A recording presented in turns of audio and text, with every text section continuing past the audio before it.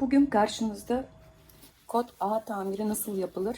Öyle bir video ile çıkıyorum. Hep beraber nasıl yapıldığını görmüş olacağız. Bu kotları arkadaşım bir yıl önce aldı ve kullanımdan dolayı böyle aşınmalar oluştu pantolonlarında ve benden rica etti. Bunları tamir yapmamı istedi. Gördüğünüz gibi bu tam yırtılmamış ama çok incelmiş, aşınmış bir durumda. Bunları sağlamlaştıracağız. Geri dönüşümle kazandırmış olacağız. Onun için ne yapmamız gerekiyor?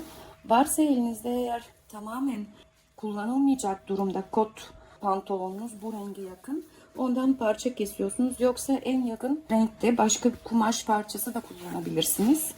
Bende böyle kotlar vardı.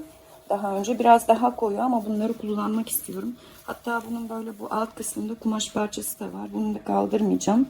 Bununla beraber dikiş yapacağım. Böyle yama, içinden yama yapacağız bunları. Ve üzerinde sık zigzagla geçmiş olacağız. Şimdi nasıl yapacağız bu işlemi? Mesela şu daha az ışınmış olanla başlamak istiyorum. Henüz daha delik yok. Ama buralarda tüylenmeler var. Şunları makasla temizleyeceğiz önce. Videoda ne kadar görünüyor bilmiyorum ama buradaki gördüğünüz bu tüylenmeleri önce bir temizlememiz gerekiyor. Şöyle şu şekilde tüylenmeleri alıyoruz.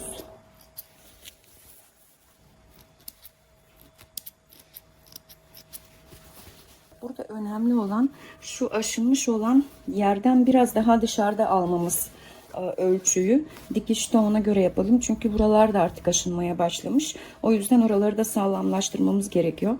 Ben böyle bir kalıp çıkartıyorum. O alanı kapsayacak şekilde. Şöyle şuraya kadar gelsem yeterli olur. Evet.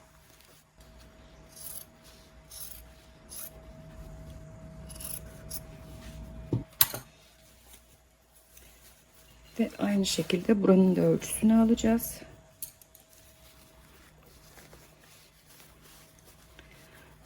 Buraya kumaş telası da koyabilirsiniz. Koyu renkte kumaş telası.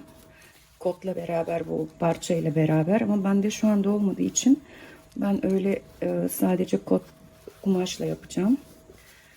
Evet, sanırım bu şekilde olacak bu da.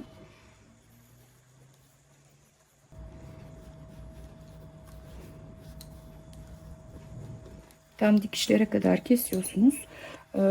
Kotun diğer tarafında olmadığı için sadece bu tarafta çalışma yapacağım.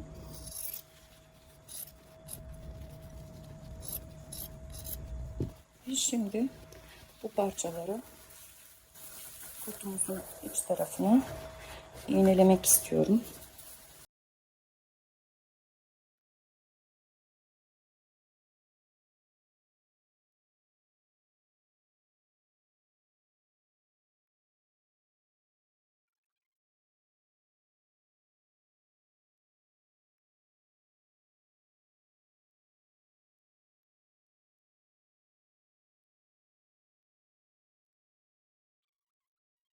Diğer pantolonları da hazırlayıp o şekilde bir sonraki aşamaya geçeceğiz. Kotumuzun bir tarafını diktim. Şimdi diğer tarafını hep beraber yapacağız.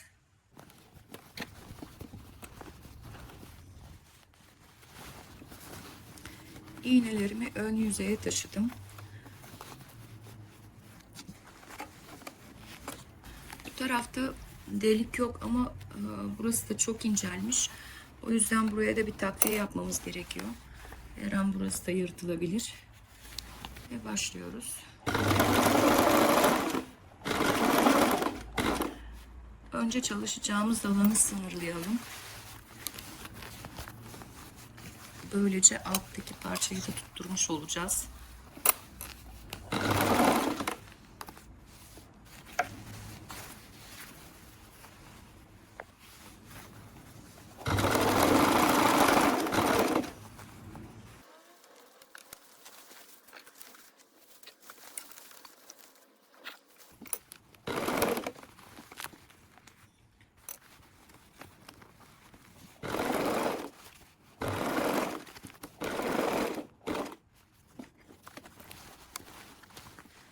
Şimdi yapacağımız olay ileri geri zikzaklar yapacağız burada.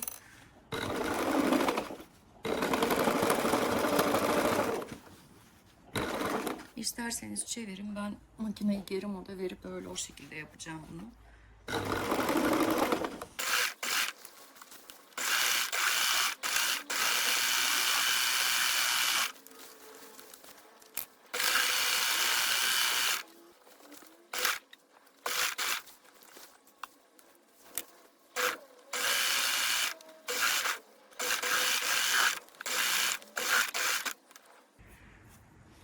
Şimdi bunu bir de böyle bu şekilde geçeceğim.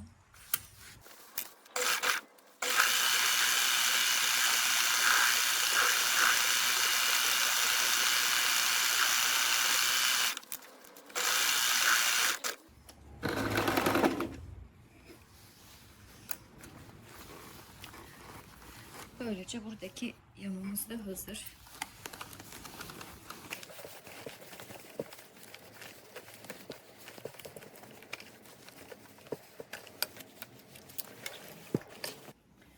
Dikişimiz tersten böyle bu şekilde görünüyor. Şu fazladan kalan kumaşımızı kesiyoruz.